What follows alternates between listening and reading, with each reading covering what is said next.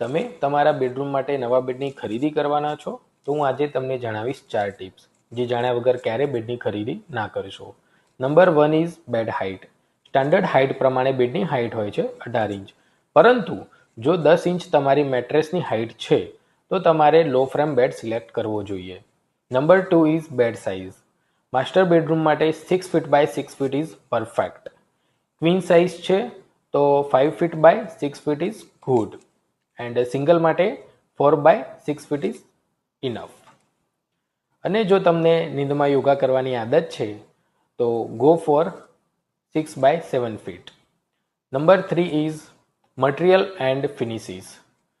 જો તમને classy look પસંદ છે તો વુડ ફિનિશમાં જઈ શકાય અને તમારું બજેટ ટાઈટ છે તો લેમિનેટ.